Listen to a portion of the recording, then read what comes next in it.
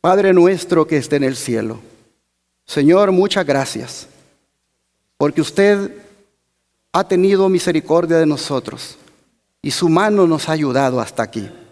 En todos los problemas y dificultades, usted ha estado allí para darnos la salida.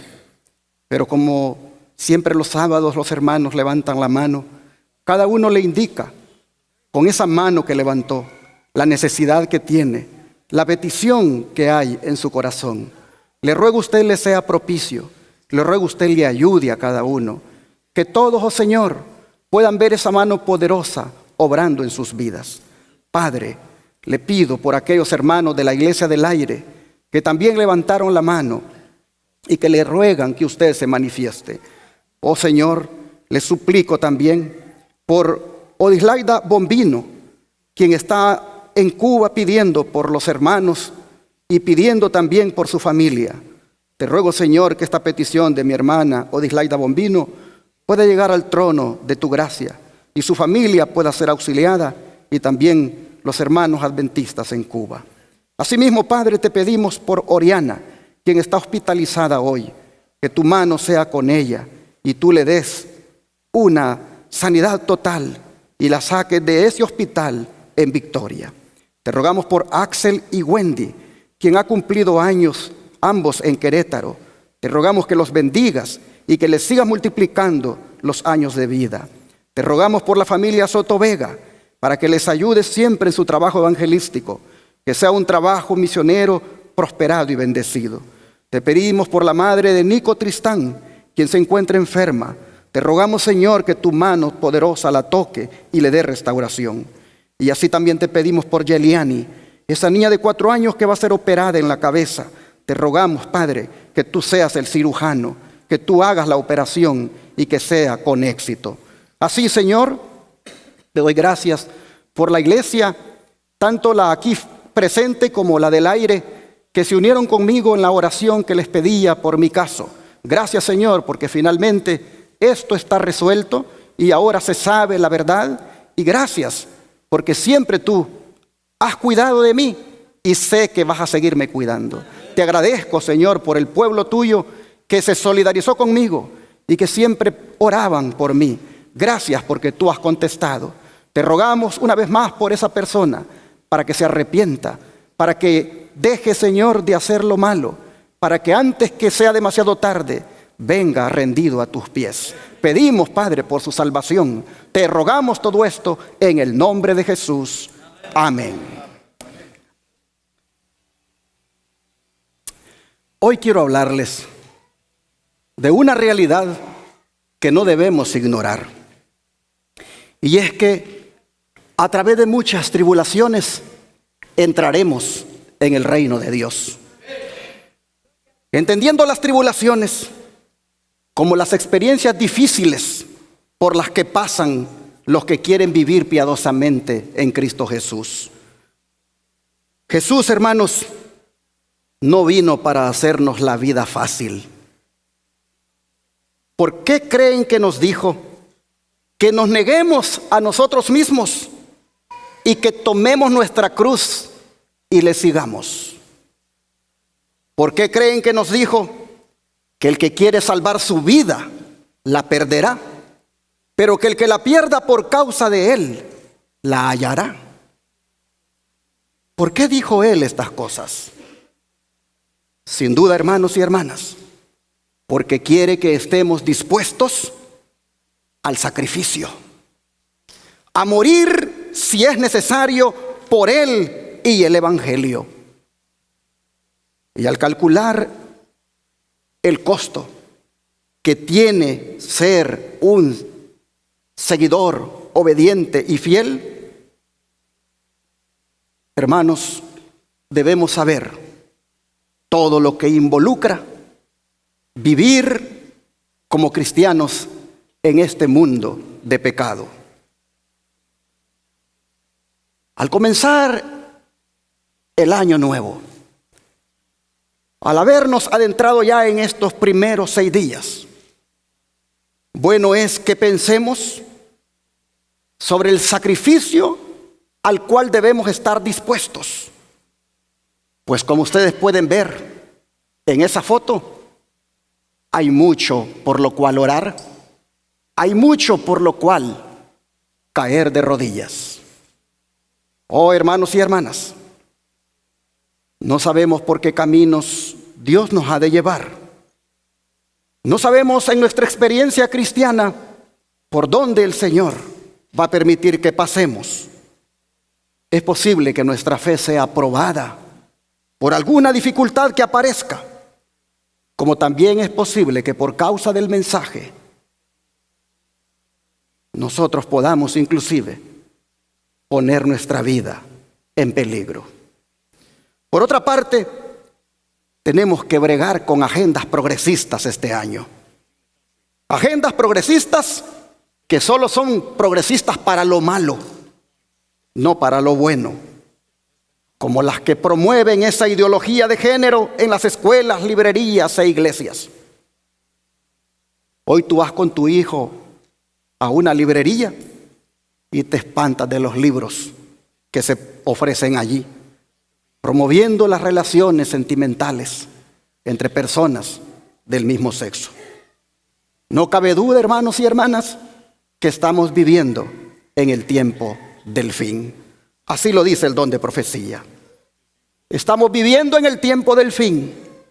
El presto cumplimiento de las señales de los tiempos proclama la inminencia de la venida de nuestro Señor. La época en que vivimos es importante y solemne.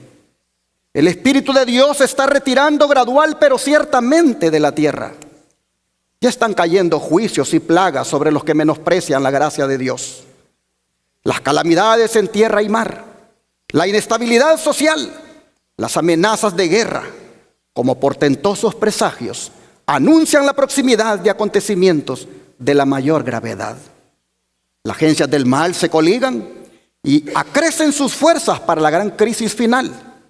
Grandes cambios están a punto de producirse en el mundo y los movimientos finales serán, ¿cómo, hermanos? Rápidos. El estado actual de las cosas muestra que tiempos de perturbación están por caer sobre nosotros. Los diarios están llenos de alusiones referentes a algún formidable conflicto que debe estallar dentro de poco. Son siempre más frecuentes los audaces atentados contra la propiedad. Las huelgas se han vuelto asunto común. Los robos y los homicidios se multiplican. Hombres dominados por espíritus de demonios quitan la vida a hombres, mujeres y niños. El vicio seduce a los seres humanos y prevalece el mal en todas sus formas. Pareciera como que Alemán Elena White estuviera viendo un medio de noticias, llámese periódico o televisión o en el internet, y estuviera mirando justamente todo esto de lo que ella habló, que es algo tendencia, como dicen los que siguen las redes sociales. Dice: muy pronto el mundo entero estará atribulado. Cada cual debe tratar de conocer a Dios. No tenemos tiempo que perder. Los agentes del Señor deben tener un celo santificado y completamente regido por Él. Los tiempos tormentosos nos sobrecogerán. ¿Cuándo, hermanos? Bastante pronto. Vendrá una tribulación de un carácter tal que impulsará hacia Dios a todos los que deseen ser suyos y solamente suyos. Hasta que seamos probados en el horno de fuego, no nos conoceremos a nosotros mismos. Interesante. Los tiempos tormentosos y la tribulación nos sobrecogerán pronto, dice la cita que acabamos de leer. Así que, hermanos y hermanas, solo si encaramos las cosas como Jesús lo demanda, podremos soportar. Por eso Jesús nos advierte en Mateo 24, versículo 9, lo siguiente. Mateo 24, versículo 9.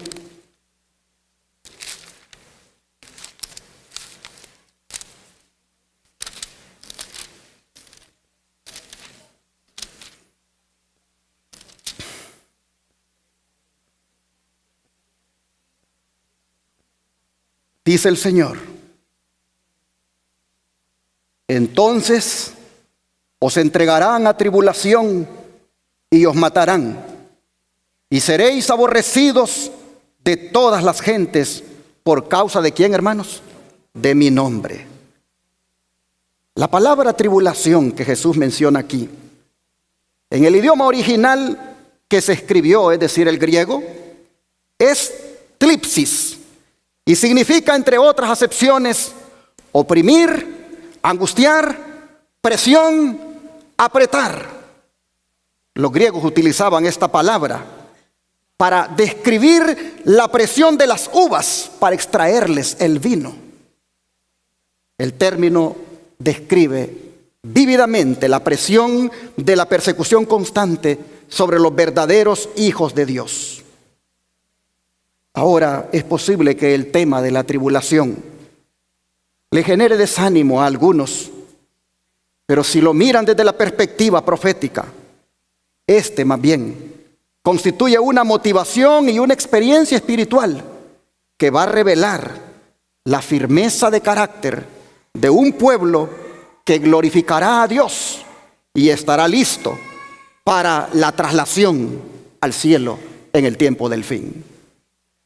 Acabamos de leer que solo hasta que seamos probados en el horno de fuego no nos conoceremos a nosotros mismos. Así que el propósito de la prueba, el propósito de la tribulación es mostrar de qué clase de carácter hemos sido o estamos formados. Pero ¿cómo el cristiano debe ser cuando pasa por la tribulación? Dejemos que el apóstol Pablo nos lo diga en el libro de Romanos 12, verso 12. Romanos 12, verso 12.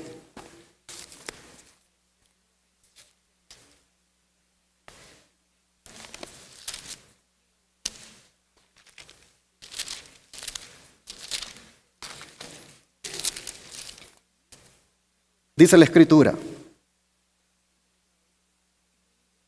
gozosos en la esperanza, sufridos en la tribulación, constantes ¿en qué cosa? En la oración.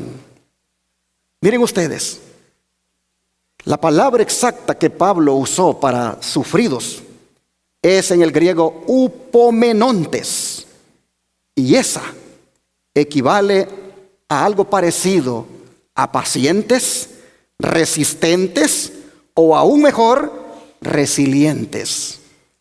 Este término, hermanos, es un préstamo del lenguaje de la metalurgia que describe la cualidad de ciertos objetos metálicos de no partirse ante la presión, como el hierro, por ejemplo, ni que se queden allí doblegados como el plomo, sino de valor, de volver a la posición original en cuanto cesa la presión, como el resorte, que una vez cesa la presión, vuelve a su posición original.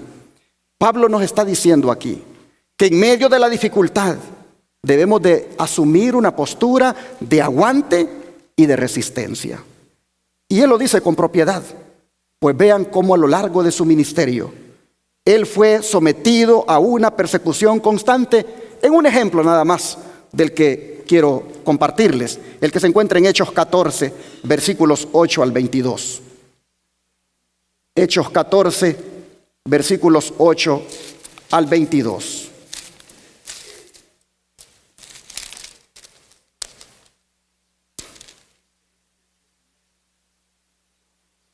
Dice el relato: y cierto hombre de Listra estaba sentado, imposibilitado de los pies, cojo de nacimiento, que jamás había andado. Este oyó hablar a Pablo, el cual fijando en él sus ojos y viendo que tenía fe para ser sanado, dijo a gran voz: levántate derecho sobre tus pies. Y él saltó y anduvo. Paremos aquí. Para que un milagro tome lugar, ¿qué se necesita, hermanos? Fe. Pero este hombre cojo de nacimiento, ¿por dónde se le miraba que tenía fe? En su cara. Pues vean ustedes lo que dice el texto, que Pablo, fijando en él sus ojos, viendo que tenía fe para ser sanado, le dijo a gran voz: levántate derecho sobre tus pies. Y él saltó y anduvo. Cuando una persona tiene fe, se le refleja hasta en su cara. Cuando una persona tiene fe, se le puede ver en sus ojos, se le puede ver en sus facciones. Por eso, con toda confianza, Pablo pudo decirle: levántate derecho y anda. Pero ese tremendo milagro, vean lo que trajo como resultado ahora. Versículo 11 en adelante. Entonces la gente, visto lo que Pablo había hecho, alzó la voz diciendo en lengua licaónica: dioses bajo la semejanza de hombres han descendido a nosotros. Y a Bernabé llamaban Júpiter y a Pablo Mercurio, porque este era el que llevaba la palabra. Y el sacerdote de Júpiter, cuyo templo estaba frente a la ciudad, trajo toros y guirnaldas delante de las puertas, y juntamente con la muchedumbre quería ofrecer sacrificios. Cuando lo oyeron los apóstoles, Bernabé y Pablo rasgaron sus ropas y se lanzaron entre la multitud dando voces y diciendo: varones, ¿por qué hacéis esto? Nosotros también somos hombres semejantes a vosotros, que os anunciamos que de estas vanidades os convirtáis al Dios vivo, que hizo el cielo, la tierra, el mar y todo lo que en ellos hay. En las edades pasadas, Él ha dejado a todas las gentes andar en sus propios caminos, si bien no se dejó a sí mismo sin testimonio, haciendo bien, dándonos lluvia del cielo y tiempos fructíferos, llenando de sustento y de alegría nuestros corazones. Y diciendo estas cosas, difícilmente lograron impedir que la multitud les ofreciese sacrificio. Entonces vinieron unos judíos de Antioquía y de Iconio, que persuadieron a la multitud, y habiendo apedreado a Pablo, le arrastraron fuera de la ciudad, pensando que estaba muerto.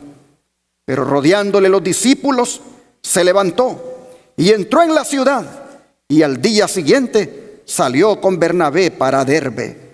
Y después de anunciar el evangelio a aquella ciudad y de hacer muchos discípulos, volvieron a Listra, a Iconio y a Antioquía, confirmando los ánimos de los discípulos, exhortándoles a que permaneciesen en la fe y diciéndoles: es necesario que a través de muchas tribulaciones entremos en el reino de Dios. Hermanos, imaginémonos el cuadro. Las piedras vuelan por el aire, dirigiéndose a un hombre cuyo delito es ser instrumento en las manos de Dios para dar sanidad a un cojo. Imagínense el cuadro. Una de las piedras le hiere en la cabeza. Pablo se desploma. Docenas de piedras de todo tamaño siguen cayendo sobre él, mientras en la multitud se escuchan gritos que dicen: es un blasfemo. Pablo trata de incorporarse, pero su cuerpo está sangrando copiosamente y no puede. Cuando de pronto uno de los atacantes se acerca y con más precisión le deja ir una pesada roca, de tal manera que lo desploma en definitiva y no puede más. Se escucha el ruido como algo que se quiebra. Y entonces Pablo ya no se mueve. Las piedras del odio y del fanatismo han caído sobre él. Está muerto, grita uno. Por fin, responde otro. Así lo mandó Moisés y así lo hicimos.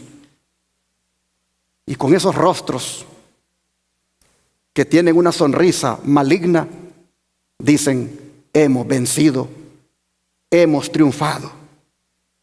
Lo más triste es que los que están diciendo eso son judíos. Son hermanos de la iglesia a la cual Pablo iba antes. Ellos son los que, unidos con los paganos, han venido para hacer esta grande maldad de darle muerte a Pablo a pedradas. Entonces se acerca el otro grupo. Estos están llorando. Estos tienen temor y tocan el cuerpo de Pablo. Pablo ya no respira. Y todos dicen, está muerto. Nadie podía sobrevivir a una cosa como esa. Y pensar que esa misma mañana, los paganos que creían que Pablo y Bernabé eran divinos, ahora han cambiado y están asesinándolo. Se parece bastante a lo que pasó con Cristo, que los mismos que decían Hosana, aleluya, más tarde decían, crucifícale. Pero entre todos ahí hay un jovencito llamado Timoteo, que está impresionado y no se pierde ningún detalle de lo que está mirando. Y cuando todos lo dan por muerto, Pablo se comienza a mover y alguien dice, está vivo. El apóstol, con su rostro desfigurado y cubierto de sangre, trata de incorporarse. Los hermanos lo ayudan y tratan de detener el sangrado que tiene en varias partes de su cuerpo. Y se sorprenden cuando Pablo les dice, volvamos a la ciudad. No, a la ciudad no, dice alguien, pero no hay otro lugar a donde ir. De manera que lo introducen y allí pasa Pablo la noche en la ciudad. Pero muy temprano en la mañana salen para Derbe para seguir con la misión. Va con dolor, lleva hematomas por todas partes, pero de todas maneras él sigue adelante. Sus ojos están hinchados, tiene heridas cortantes, tiene raspaduras en su cuerpo. El viaje está siendo incómodo, le duelen los huesos. Pero Bernabé le hace una pregunta. Hermano, ¿por qué usted no está desanimado después de haber sido tratado tan mal? Y Pablo le responde, si sufrimos, también reinaremos con él. Y así, hermanos y hermanas, Pablo sigue con la misión. Pero lo más sorprendente es que con el tiempo él diga, volvamos a los lugares donde estuve predicando. Y así, hermanos, vuelve a Listra, al lugar donde fue rechazado, al mismo lugar donde fue atribulado. Les aseguro que ustedes y yo no volveríamos a un lugar así. De manera que Listra viene a ser un símbolo del lugar de rechazo, de la incomprensión y del sufrimiento. Todos aquí tenemos alguna Listra en nuestra historia, en nuestras vidas. Algunos posiblemente han tenido varias Listras, en el sentido de que les han dejado también, tal vez no físicamente muertos, pero sí emocionalmente. A lo mejor fue alguna relación personal, algún proyecto, alguna ilusión de que todo saldría bien, pero algo sucedió y de repente todo quedó destruido. Y es posible que no querramos volver a empezar, ni mucho menos recordar.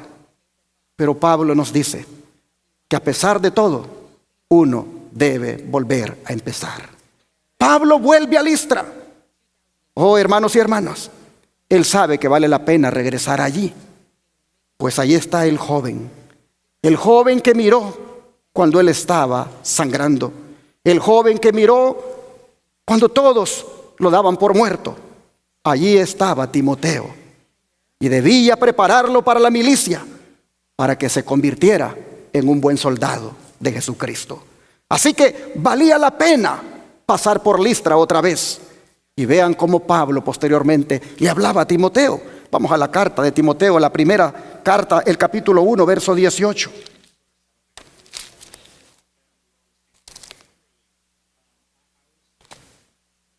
Primera de Timoteo 1, verso 18.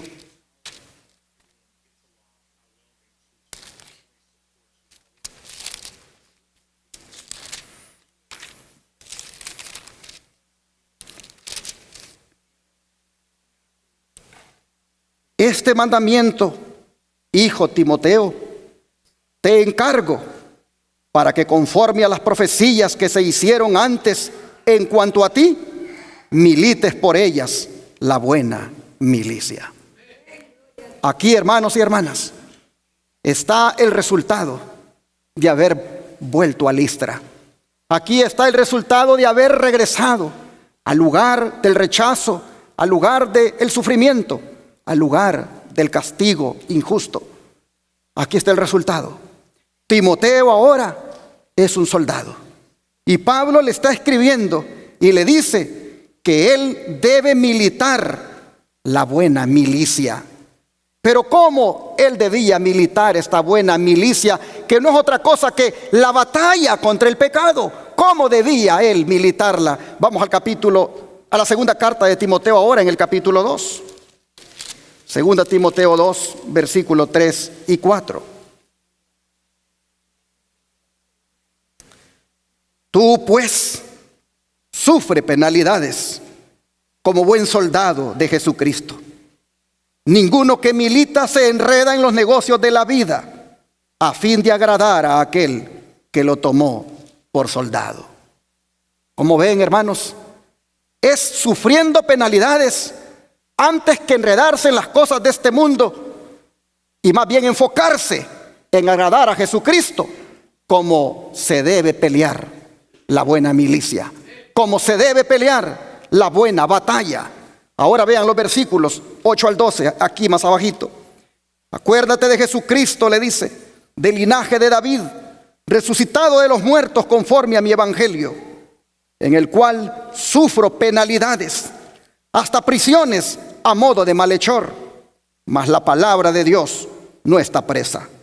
Por tanto, todo lo soporto por amor de los escogidos, para que ellos también obtengan la salvación que es en Cristo Jesús con gloria eterna.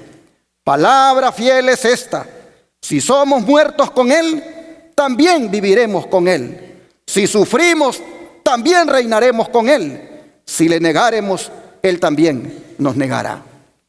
Hermanos, el apóstol estaba convencido de que el sufrimiento finalmente traerá una recompensa, y es que reinaremos con Cristo.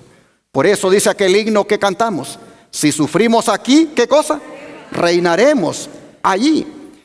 Aquí Pablo, si ustedes se fijan, pone de ejemplo a Jesús, como también se pone a sí mismo, de los sufrimientos que se padecen por hacerlo recto delante de Dios.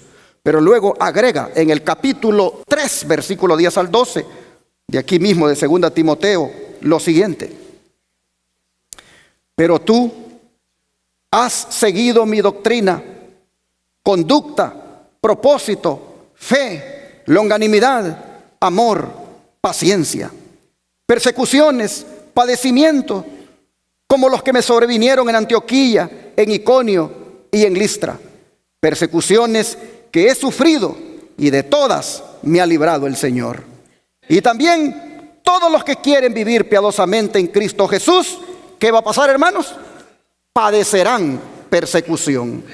Como vemos, Pablo está convencido de que los hijos de Dios no transitan por un camino fácil, pues dice que todos los que quieran vivir piadosamente en Cristo Jesús padecerán persecución.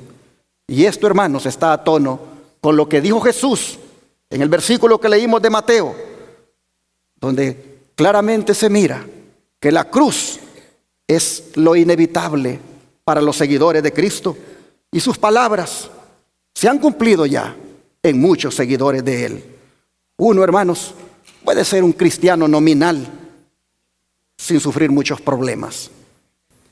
Por ahí escucho que dicen la iglesia nominal, para diferenciarla de una iglesia de verdad presente, que predica la ley y el testimonio y que levanta el mensaje de los 3 ángeles y la reforma pro salud, ese mensaje peculiar adventista. Pero yo siempre he dicho, ¿de qué te sirve que te refieras a esa iglesia como la iglesia nominal, si tú todavía en una iglesia de verdad presente vives como un nominal? Es que, hermanos y hermanas, Como digo, ser un cristiano nominal es bien fácil y no te va a traer ningún problema. Pero el Señor nos dice claramente que el que desea ser un cristiano genuino debe pagar un precio llamado sufrimiento. Aun cuando se les asegure el poder liberador de Dios, un cristiano genuino ha de sufrir difamaciones, ha de sufrir maltratos, ha de sufrir persecución, ha de sufrir que lo despidan injustamente del trabajo inclusive, ha de sufrir por guardar el sábado que pierda un empleo. El don de profecía, comentando la experiencia que tuvo Pablo en Listra, vean lo que dice. Las labores de Pablo y Bernabé en Listra fueron repentinamente reprimidas por la malicia de unos judíos de Antioquía y de Iconio, que al enterarse del éxito del trabajo de los apóstoles entre los licaonianos, habían resuelto ir tras ellos y perseguirlos. Al llegar a Listra, los judíos lograron pronto inspirar a la gente la misma amargura de espíritu que les dominaba. Por falsedades y calumnias, aquellos que poco antes habían considerado a Pablo y Bernabé como seres divinos, quedaron convencidos de que en realidad los apóstoles eran peores que criminales y eran dignos de muerte. El chasco que los listrenses habían sufrido al negárseles el privilegio de ofrecer sacrificio a los apóstoles, los preparó para volverse contra Pablo y Bernabé con un entusiasmo parecido a aquel con el cual los habían aclamado como dioses. Incitados por los judíos, se propusieron atacar a los apóstoles por la fuerza. Los judíos les encomendaron que no le diesen a Pablo la oportunidad de hablar, arguyendo que si le concedían ese privilegio, embrujaría al pueblo. Cuando yo veo estas difamaciones, acusaciones hechas por hermanos de la misma fe de Pablo, yo me quedo sorprendido, porque el sospechoso del que les he hablado es uno de nuestra misma fe. Es uno que en un país del extranjero se ofreció inclusive para ayudar a nuestro ministerio a hacerle videos para que se viera mejor. Pero que cuando empezó con las insinuaciones extrañas de un hombre para otro hombre y se le paró, entonces resultó ser todo lo contrario de lo que él decía en cuanto a la fe. Pero en alguna manera, las personas que han andado con uno en el pasado, las personas que inclusive uno se ha congregado con ellos, es triste, pero a algunos de repente les da un fanatismo, un odio, que hacen cosas horribles. Aquí nosotros vemos a los judíos haciendo de todo para interrumpir la obra de Pablo y Bernabé. Hasta llegaron a decir, no lo dejen hablar a él porque va a embrujar al pueblo. Dice, pronto fueron cumplidos, dice, los criminales designios de los enemigos del evangelio. Entregándose a la influencia del mal, los listrenses quedaron poseídos de una furia satánica y echando mano de Pablo, le apedrearon. El apóstol pensó que su fin había llegado. Recordó vívidamente el martirio de Esteban y la cruel parte que él mismo había desempeñado en aquella ocasión. Cubierto de magulladuras y desmayando de dolor, cayó al suelo y la enfurecida multitud lo sacó fuera de la ciudad pensando que estaba muerto. En esa hora de oscuridad y prueba, los creyentes de Listra, que mediante el ministerio de Pablo y Bernabé se habían convertido a la fe de Jesús, permanecieron leales y fieles. Es decir, con lo que miraron, ellos más bien se afirmaron más en la verdad.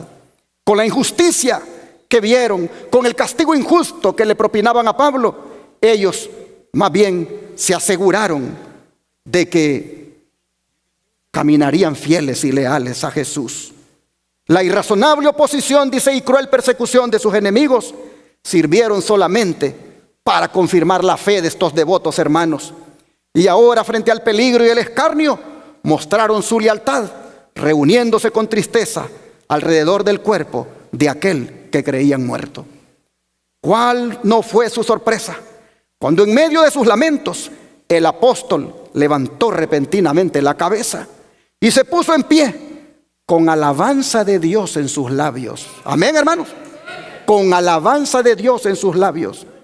Esta inesperada restauración del siervo de Dios fue considerada por los creyentes como un milagro del poder divino y pareció poner el sello del cielo sobre su cambio de creencia. Es decir, confirmaron que ahora estaban en la verdad y que daban gracias a Dios por haber salido de la apostasía. Se regocijaron, dice, con indecible alegría y alabaron a Dios con renovada fe. Entre los que se convirtieron en Listra y que fueron testigos oculares de los sufrimientos de Pablo, se contaba uno que había de llegar a ser más tarde un obrero eminente de Cristo, quien había de participar con el apóstol en las pruebas y los goces del servicio de avanzada en campos difíciles. Era un joven llamado Timoteo. Cuando Pablo fue arrastrado fuera de la ciudad, este joven discípulo se hallaba entre aquellos que se quedaron al lado de su cuerpo aparentemente sin vida y que le vieron levantarse, magullado y cubierto de sangre, pero con alabanzas en los labios porque se le había permitido sufrir por Cristo. Hechos de los Apóstoles, páginas 148 a la 150. Ojalá, mis hermanos, que nosotros también estemos dispuestos a sufrir por nuestro Señor. Pero fíjense, ¿cómo dice la cita que se levantó Pablo emocionalmente? Con alabanzas en los labios. En otras palabras, hermanos, se levantó feliz. Feliz de haber sufrido por el Señor. En esa felicidad que Pablo mostró con alabanza en sus labios, se cumplió, hermanos, la bienaventuranza del Señor de Mateo 5, versículo 10 al 12. Leámosla. Mateo 5, versículo 10 al 12.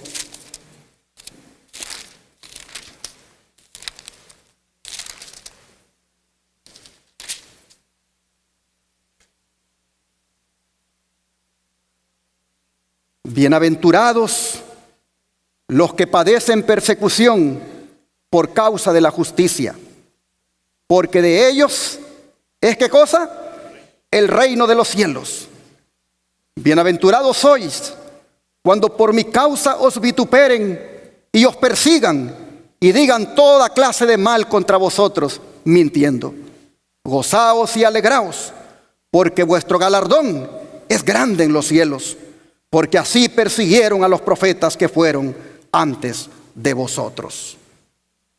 Noten ustedes, gozaos y alegraos, dice el Señor, y nos pone de ejemplo a los profetas, aunque el mayor ejemplo es Él mismo, con tanto sufrimiento que padeció por causa de nosotros. Ha habido veces, hermanos, cuando los cristianos han sufrido por el nombre que llevan, es decir, el de Cristo. Y en todas las épocas, al igual que en tiempos de la iglesia primitiva, los que verdaderamente han amado a su Señor se han regocijado por haber sido considerados dignos de padecer afrenta por causa de su nombre. La historia tiene registros de los cristianos valdenses, de los hugonotes, de los reformadores, como Juan Jos, antes de llevarlo a la hoguera. Qué impresionante la carta que le envía a sus amigos, donde les dice que va como un salvoconducto al lugar donde le han convocado, pero él no sabe si regresará. Si regresa, les dice, seguiré firme en lo que he creído y proclamándolo, mas si no regreso y tengo que padecer tribulaciones, estoy seguro, les dice, que la tribulación purifica. No regresó Juan Jos y murió en la hoguera como hereje. Lo mató el catolicismo, lo mató el papado. Así le quitaba la vida a un siervo de Dios. Oh, mis hermanos y hermanas, Jesús lo había dicho anticipadamente. Seréis llevados a concilios. Habrá incluso algunos que pensarán que hacen la voluntad de Dios con quitarles la vida. Pasarán por tribulación. Pero dijo el Señor, ya se los he dicho antes, Si con el árbol verde, dijo, van a hacer las cosas que van a hacer, ¿qué no van a hacer con el seco? Así que gócense y alégrense cuando sean perseguidos. Gócense y alégrense cuando sean vituperados. Gócense y alégrense cuando sean atribulados. El don de profecía, vean cómo comenta esta bienaventuranza. Jesús dice, no ofrece a sus discípulos la esperanza de obtener gloria y riquezas mundanales, ni vivir sin tribulaciones. Les presenta el privilegio de andar con su maestro por sendero de abnegación y vituperio, porque el mundo no los conoce. El que vino a redimir al mundo perdido tuvo la oposición de las fuerzas unidas de los enemigos de Dios y del hombre. En una confederación despiadada, los hombres y los ángeles malos se alinearon en orden de batalla contra el príncipe de paz. Aunque la compasión divina se notaba en cada una de sus palabras y acciones, su diferencia del mundo provocó una hostilidad amarguísima, porque no daba licencia a la manifestación de las malas pasiones de nuestra naturaleza. Por eso excitó la más cruel oposición y enemistad. Así será, dice, con todos los que vivan piadosamente en Cristo Jesús.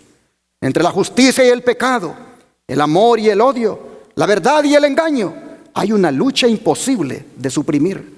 Cuando se presentan el amor de Cristo y la belleza de su santidad, se le restan súbditos al reino de Satanás. Y esto incita al príncipe del mal a resistir. La persecución y el oprobio esperan a quienes están dominados por el Espíritu de Cristo. El carácter de la persecución cambia con el transcurso del tiempo, pero el principio o espíritu fundamental es el mismo que le dio muerte a los elegidos de Dios desde los días de Abel. O sea, cambian los métodos, pero en esencia es lo mismo. Una persecución hostigada por el mal o Satanás. Siempre dice que el hombre procure ponerse en armonía con Dios. Sabrá que la afrenta de la cruz no ha cesado. Principados, potestades y huestes espirituales de maldad en las regiones celestes, todos se alistan contra los que consienten en obedecer la ley del cielo. Por eso, en vez de producirles pesar la persecución, debe llenar de alegría a los discípulos de Cristo, porque es prueba de que siguen los pasos de su Maestro. Aunque el Señor no prometió eximir a su pueblo de tribulación, le prometió algo mucho mejor, pues le dijo, como tus días serán tus fuerzas. Bástate mi gracia, porque mi poder se perfecciona en la debilidad. Si somos llamados a entrar en el horno de fuego por amor a Jesús, Él estará a nuestro lado, así como estuvo con los 3 fieles allá en Babilonia. Los que aman a su Redentor se regocijarán por toda oportunidad de compartir con Él la humillación y el oprobio. El amor que sienten hacia su Señor dulcifica el sufrimiento por su causa. En todas las edades, Satanás persiguió a los hijos de Dios, los atormentó y ocasionó su muerte. Pero al morir, ¿qué cosa alcanzaron? La victoria. En su fe constante se reveló uno que es más poderoso que Satanás. Este podía torturar y matar el cuerpo, pero no podía tocar la vida escondida con Cristo en Dios. Podía escarcelar, pero no podía arrojar el espíritu. Más allá de la lobreguez, podían ver la gloria y decir, tengo por cierto que las aflicciones del tiempo presente no son comparables con la gloria venidera que en nosotros ha de manifestarse. Porque esta leve tribulación momentánea produce en nosotros un cada vez más excelente y eterno peso de gloria. Así, hermanos y hermanas, sigue diciendo que por las pruebas y persecuciones se revela la gloria o carácter de Dios en sus elegidos. La iglesia de Dios, perseguida y aborrecida por el mundo, se educa y se disciplina en la escuela de Cristo. En la tierra sus miembros transitan por sendas estrechas y se purifican en el horno de la aflicción. Si siguen a Cristo a través de conflictos penosos, se niegan a sí mismos y sufren ásperas desilusiones. Pero los dolores que experimentan les enseñan la culpabilidad y la desgracia del pecado al que miran con aborrecimiento. En otras palabras, hermanos, lo que lo lleva a uno cuando pasa por la tribulación y los problemas es a odiar el pecado, porque no cabe duda que es su agente originador del pecado el que está trayendo aquella tribulación, y uno aborrece eso. Siendo participantes, dice, de los padecimientos de Cristo, están destinados a compartir también su gloria. En santa visión, el profeta vio el triunfo del pueblo de Dios. Pues dice, vi también como un mar de vidrio mezclado con fuego, y a los que habían alcanzado la victoria sobre la bestia, los vi en pie sobre el mar de vidrio, con las arpas de Dios, y cantaban el cántico de Moisés, siervo de Dios, y el cántico del Cordero. Y dicen, grandes y maravillosas son tus obras, Señor Dios Todopoderoso. Justos y verdaderos son tus caminos, Rey de los santos. Estos son los que han salido de la gran tribulación y han lavado sus ropas y las han emblanquecido en la sangre del Cordero. Por eso están delante del trono de Dios y le sirven día y noche en su templo. Y al que está sentado sobre el trono y el que está sentado sobre el trono extenderá su tabernáculo sobre ellos. Decimos amén, hermanos. Así el don de profecía nos muestra cómo finalmente la persecución, la angustia y la tribulación va a terminar para nosotros en un triunfo, en una victoria, porque estaremos en el cielo. Interesante cómo muestra a los atribulados de la tierra, pero atribulados por la fe en Cristo, los muestra gozándose y alegrándose en el cielo. Sí, porque también en medio de las pruebas y las aflicciones en la tierra, ellos supieron que había que gozarse y alegrarse. Pero hermanos y hermanas, no dejan de ser relevantes las palabras del apóstol Pablo, cuando dice en azul, es necesario que a través de muchas tribulaciones entremos en el reino de Dios. ¿Cuántas tribulaciones? Por eso yo dije hace un rato, doy gracias a Dios porque ya pasé esta. Yo no tengo que estar preparado para la otra que vendrá, porque es a través de muchas tribulaciones. A veces no queremos este tipo de mensajes. Queremos siempre que se nos hable del amor, que se nos hable de la misericordia, del perdón de Dios, de cómo el Señor te levanta cuando caes, cuando estás desanimado. Pero también estos mensajes son de verdad presente. Estos mensajes, hermanos y hermanas, de que a través de las muchas tribulaciones entraremos en el reino de Dios, también es necesario que reflexionemos en ellos.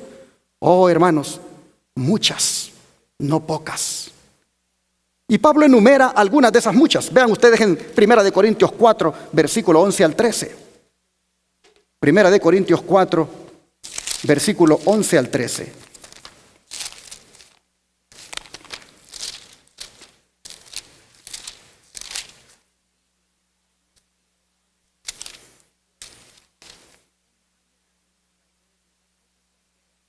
Dice el apóstol, hasta esta hora padecemos hambre, tenemos sed, estamos desnudos, somos abofeteados y no tenemos morada fija. Nos fatigamos trabajando con nuestras propias manos, nos maldicen y bendecimos. Padecemos persecución y la soportamos. Nos difaman y rogamos. Hemos venido a ser hasta ahora como la escoria del mundo, el desecho de todos. Wow. ¿Alguno de ustedes ha experimentado algo de esto? ¿Alguno de ustedes en su experiencia cristiana como adventista o de la denominación que haya sido, ha experimentado algo de lo que Pablo dice? Ninguno de nosotros, hermanos, ha sufrido por causa del evangelio, como este siervo nos lo enumera aquí.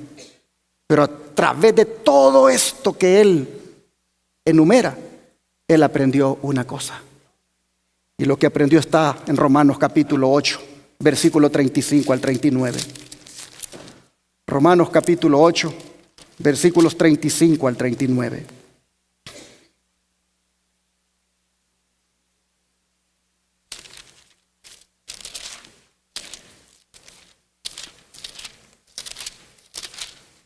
Dice así: ¿quién nos separará del amor de Cristo?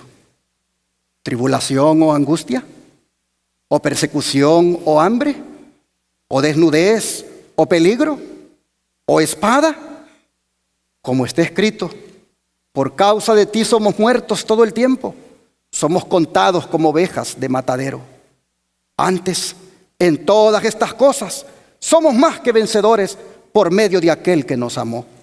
Por lo cual estoy seguro de que ni la muerte, ni la vida, ni ángeles, ni principados, ni potestades, ni lo presente, ni lo porvenir, ni lo alto, ni lo profundo, ni ninguna otra cosa creada nos podrá separar del amor de Dios que es en Cristo Jesús, Señor nuestro. Pablo aprendió esto, hermanos. Pablo aprendió que nada, por muy difícil que fuera o que haya pasado, lo separaría o lo separó del amor de Dios. Por eso nosotros deberíamos, como ese hombre de la foto, pedir al Señor que nos prepare para que a través de las muchas tribulaciones que tomarán lugar, algunas tal vez en este año, otras más adelante, orar, hermanos, para que el Señor nos sostenga siempre y que su amor siempre esté con nosotros. Deberíamos de orar para que a través de esas tribulaciones finalmente entremos en el reino de Dios. Este hombre, el mensaje que nos da es que él ora porque ante los desastres naturales, como los terremotos, como el que acaba de ocurrir en Japón en estos días, las inundaciones, los huracanes y las sequías, ese hombre ora para que esas cosas que traen escasez, que traen pérdida, que traen angustia, ora para que sin duda él pueda soportarlas si le tocara sufrir alguna de ellas. Ora por las guerras. Oh, la guerra, qué famosa se ha vuelto la guerra en estos días. Recién esta semana los medios de comunicación han estado hablando de una guerra civil aquí en Estados Unidos, porque a uno de los candidatos a presidente le están quitando la boleta de algunos estados. Las amenazas de una guerra civil por cuestiones electorales vuelven a sonar fuertemente. Oh, mis hermanos, ¿qué trae una guerra? Trae daños colaterales, trae dolor, trae angustia, trae muerte. Pero mientras tanto, vemos nosotros la situación económica grave, vemos la crisis energética, el hambre, próximas pandemias, y el hombre que lidera ese movimiento por un cambio climático, pero que tramposamente va metiendo el falso día de reposo, dice, para restaurar la naturaleza. Nosotros deberíamos de orar, hermanos, porque todo esto en algún momento se convertirá en una tribulación. Pero si oramos para ser como Pablo, si oramos para ser como todos los apóstoles que murieron, si oramos para ser como los profetas, finalmente entraremos todos en el reino de Dios. Es interesante que Pablo diga que es necesario, decía, que pasemos por ¿cuántas? Por muchas. Por eso el mensaje que está dándote ahí esa foto es que son muchas las tribulaciones. Pablo dice, es necesario que pasemos por muchas. Mira el don de profecía. ¿Por qué dice que es necesario que pasemos por muchas? La obra dice que consiste en podarnos y purificarnos para el cielo. Es una obra grande y nos costará mucho sufrimiento y prueba, porque nuestra voluntad no quiere sujetarse a la de Cristo. Debemos pasar por el horno de fuego hasta que éste haya consumido la escoria y seamos purificados y reflejemos la imagen divina. Los que siguen sus inclinaciones y se rigen por las apariencias no son buenos jueces de lo que Dios está haciendo. Están llenos de descontento. Ven fracaso donde hay en verdad triunfo y gran pérdida donde hay ganancia. Como Jacob están listos para exclamar, contra mí son todas estas cosas, cuando las mismas cosas de las cuales se quejan obran para su propio bien. Sin cruz no hay corona. ¿Cómo puede uno hacerse fuerte en el Señor sin pruebas? Para tener fuerza debemos ejercitarnos. Para tener fe enérgica debemos estar colocados en circunstancias donde nuestra fe se ejercitará. Precisamente antes de su martirio, el apóstol Pablo exhortaba a Timoteo y le decía, sé participante de los trabajos del evangelio según la virtud de Dios. Por medio de mucha tribulación es como hemos de entrar en el reino de Dios. Nuestro Salvador fue probado de toda manera posible, y sin embargo triunfó continuamente en Dios. Es nuestro privilegio ser fuertes en la fortaleza de Dios en todas las circunstancias y gloriarnos en la cruz de Cristo. Así que, hermanos y hermanas, hoy los testimonios tomo 1, página 482, nos da el ánimo. Y yo les animo a que seamos valientes para que podamos entrar en el reino de Dios. Todos queremos ir al cielo, ¿no es cierto? Sí, pero tenemos que hacerlo a través de esos caminos. Pablo dice, es necesario que lleguemos al reino de Dios a través de muchas tribulaciones. Pero cuando estemos en el mar de vidrio, hermanos, con esas arpas que Dios nos dará, en la primera hora del gozo habremos olvidado todas las angustias y tribulaciones. Entonces estaremos allí gozosos por siempre. De manera que déjenme terminar con 2 versículos este mensaje. Y uno es el que se encuentra en Job 5, verso 19. Job capítulo 5, verso 19.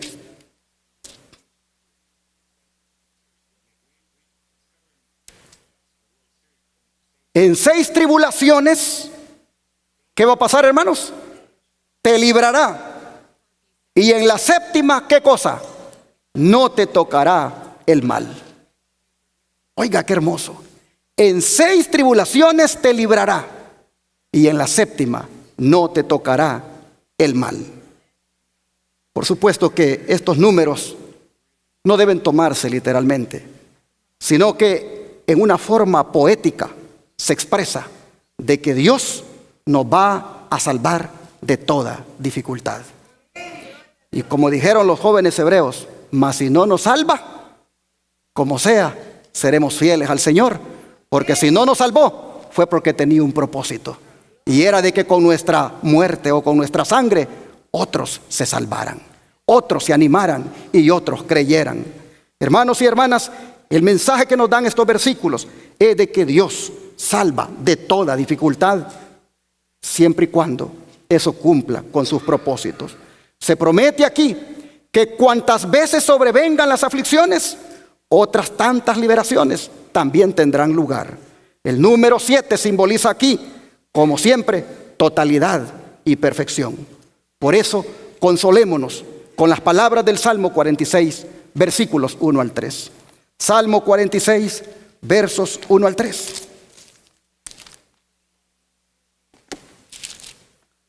Salmo 46, versos 1 al 3.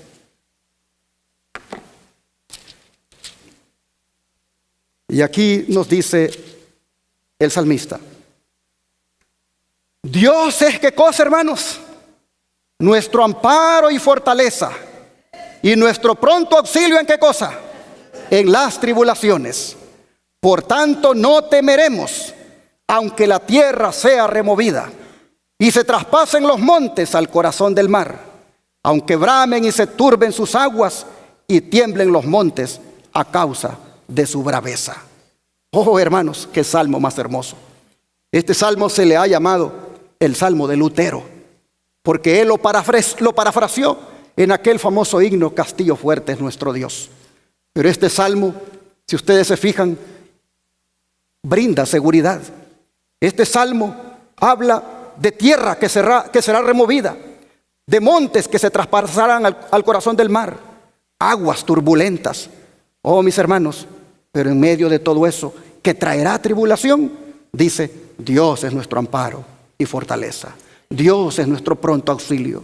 No hay un salmo que le brinde tanta seguridad a un cristiano como lo es el Salmo 46. No solo Martín Lutero lo cantaba mientras estaba allá en aquel lugar donde lo tenían aislado. También, hermanos, quiero compartirles un dato de otros que este salmo lo ocuparon para agarrar ánimo.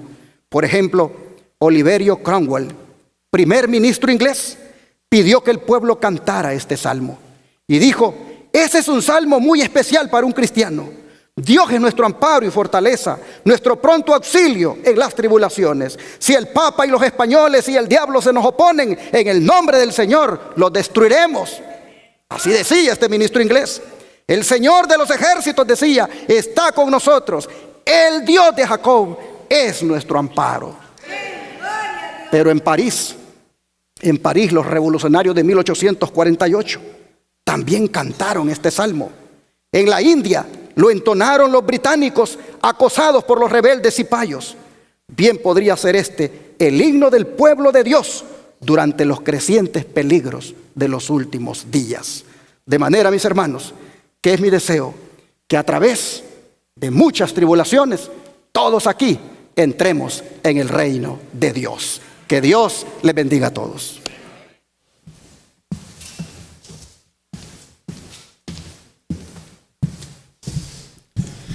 Puestos de pie, hermanos, entonaremos el himno 314.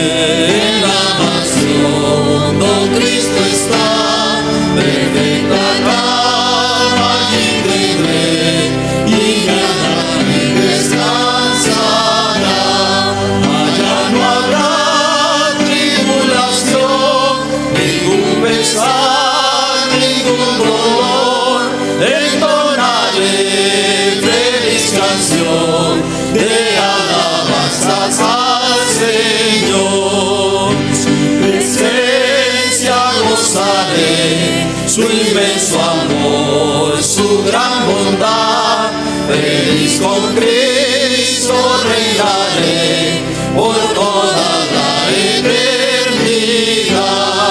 Allá no habrá tribulación, ningún pesar, ningún dolor, entonaré feliz canción de alabanzas al Señor. Gloria a Dios. Amén. Amén. Allá no habrá tribulación. Ojalá que todos los que estamos aquí hoy nos veamos allá. Amén. Y que allá, hermanos, cuando empecemos a cantar con esas arpas que el Señor nos dará, allí inmediatamente veamos que aquello fue una leve tribulación la que tuvimos en el mundo. Permanezcamos firmes en medio de la tribulación, hermanos. No le demos la espalda al Señor. Seamos fieles. Consagrémonos más. Seamos dignos representantes de Él en medio de la angustia, en medio de la prueba. Y aquel día glorioso, cuando ya no haya tribulación, nos gozaremos para siempre con Jesús. Así que vale la pena que hagamos un compromiso, que nos dediquemos al Señor y le digamos: ayúdame a ser fuerte en la tribulación, sosténme con tu mano. ¿Cuántos quisieran pedírselo al Señor? Vamos a arrodillarnos entonces.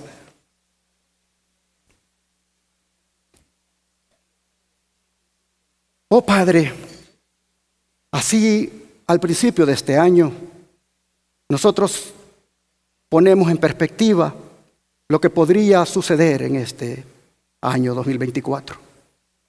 Y ya de antemano, Señor, tú con este mensaje nos dices cuál debe ser la actitud, cómo debemos enfrentar todo lo que pueda venir en contra de nosotros como hijos tuyos.